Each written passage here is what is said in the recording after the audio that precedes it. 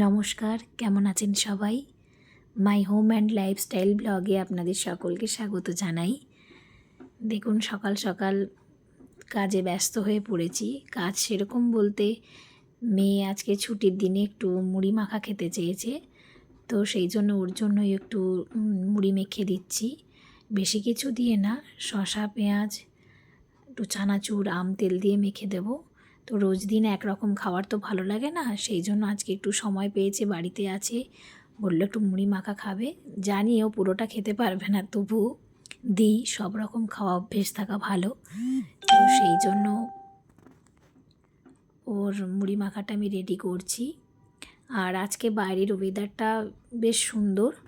সকালবেলা হালকা ঠান্ডা ছিল, কিন্তু বেলা হতে খুব রোদ উঠেছে। আর মেয়েকে খেতে দেব, দিয়ে বাড়ির অন্যান্য কাজগুলোও আমি করে নেব। মাম্মা নাও মুড়ি মাখা। তুমি কি করছো এখানে? বাবা, এরা কারা? এরা স্টুডেন্ট বাবা, এটা তোমার বোর্ড?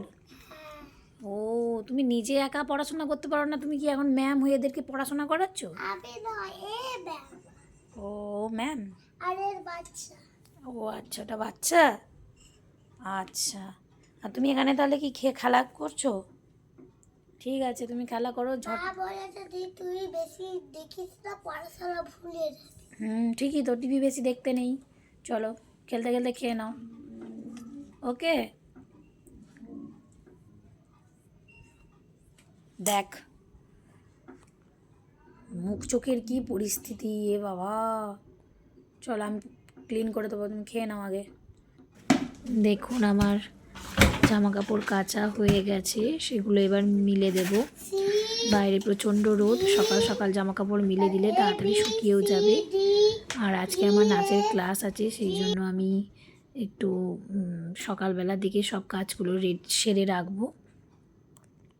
তো আমার ব্যালকনিতে এত সুন্দর রোদ লাগে কি বলবো, যেহেতু আমার ফ্ল্যাটটা দক্ষিণ পূর্ব মুখ, তো সেই জন্য খুব সুন্দর, মানে শীতের দিনে গরম ওয়েদার, আবার গরমের দিনে ঠান্ডা ওয়েদার।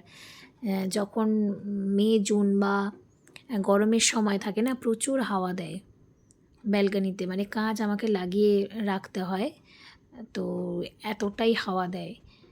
এত ভালো ব্যালকনিতে আলো বাতাস লাগে, আমার খুব পছন্দের একটা জায়গা আমার ব্যালকনি। তো ঝটপট জামা কাপড়গুলো মিলে দিচ্ছি।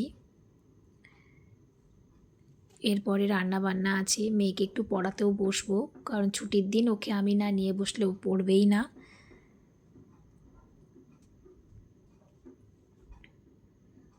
মেয়ে পড়তে বসেছে, কালকে ইউনিট টেস্ট আছে ওর স্কুলের ম্যাথসের, সেই জন্য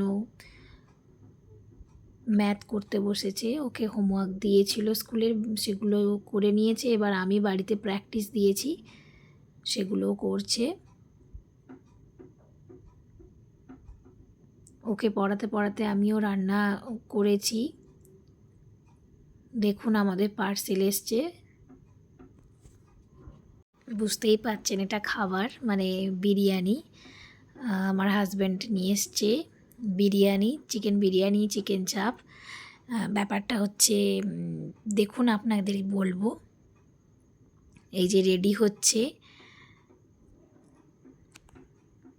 হঠাৎ করে বাড়িতে এলো না, এটা প্ল্যানিং ছিল বলতে। আর সরস্বতী পুজোয় খাওয়ানো হয়নি, সেই জন্য আজকে পার্সেল নিয়ে এসছে স্টুডেন্টদের জন্য। তো আমার বাড়িতেও মেয়ের জন্য নিয়ে এসছে। আমি তো ভেবেছিলাম রান্নার ছুটি, কিন্তু না, রান্না আমাকে করতে হবে। সঙ্গে চিকেনও নিয়ে এসছে, সেটা আমি রান্না করব। তো এটা বের করে রাখছি।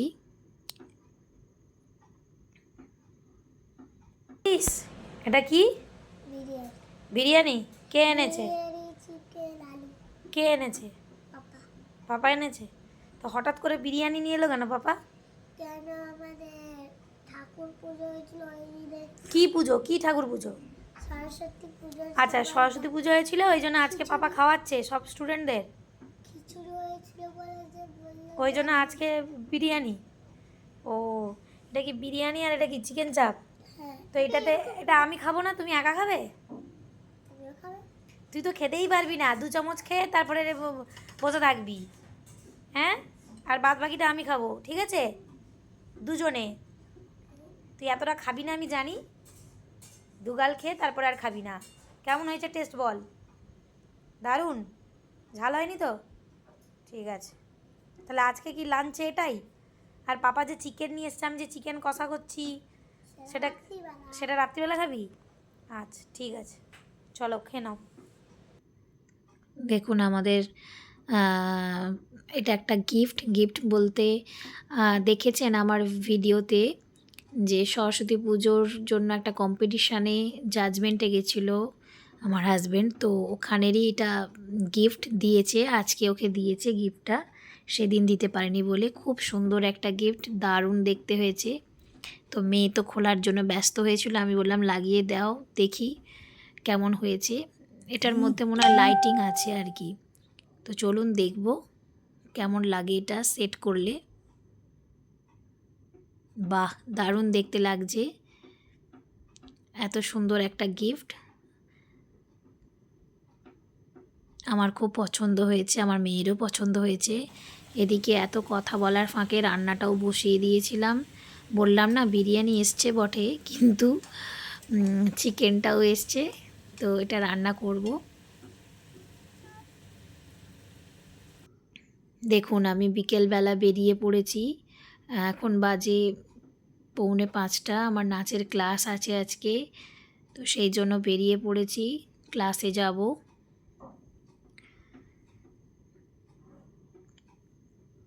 মেয়েকে সঙ্গে নিয়ে বেরোবো, আমার সঙ্গে ও যায় আমার ক্লাসে, আর বাড়ি ফিরতে অনেকটাই রাত হয়ে যায়।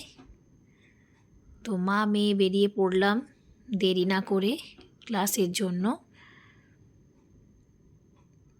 পৌঁছে গেছি ক্লাসে, আমার স্টুডেন্টরা চলে এসছে, ওরা ক্লাস করতে শুরু করে দিয়েছে। অনেক দিন পর সরস্বতী পুজো কাটিয়ে ক্লাসে করলাম।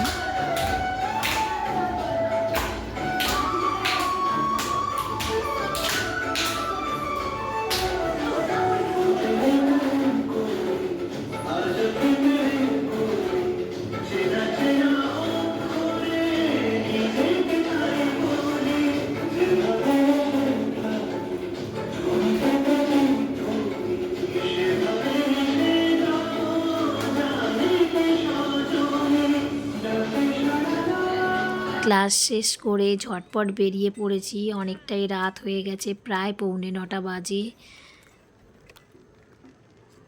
বাড়ি গিয়ে অনেক কাজ আছে, কালকে মেয়ের স্কুল, তো মেয়ের একটু ঘুম পেয়ে গেছে, সারা দুপুর রেস্ট হয়নি। চলে এসেছি ফ্ল্যাটের নিচে, লিফটের জন্য ওয়েট করছিলাম। বাড়ি পৌঁছে হাত মুখ ধুয়ে মেয়েকে খেতে দেব।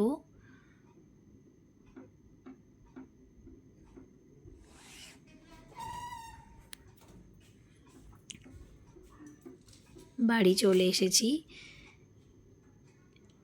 এরপরে মেয়েকে ফ্রেশ করিয়ে দিয়েছি, হাত মুখ আমিও ধুয়ে নিয়েছি। ওর জন্য একটু চিকেন ছিল, ওটা গরম করেছি, ভাত ওকে খাইয়ে দেব। আর আমি এদিকে লাল চা বানিয়েছিলাম, কারণ ক্লাস করে এসে মাথাটা ধরেছিল, তো আমার মাথা ছাড়ানোর একটাই মেডিসিন, সেটা হচ্ছে ব্ল্যাক টি। তো আমি খাবো, চা খাবো আর মেয়েকে খাইয়ে দেব রাত্রের ডিনারটা। আপনারা সবাই ভালো থাকবেন, আজকের মতো ব্লগটি শেষ করছি। শুভরাত্রি। ভালো লাগলে লাইক শেয়ার কমেন্ট করবেন।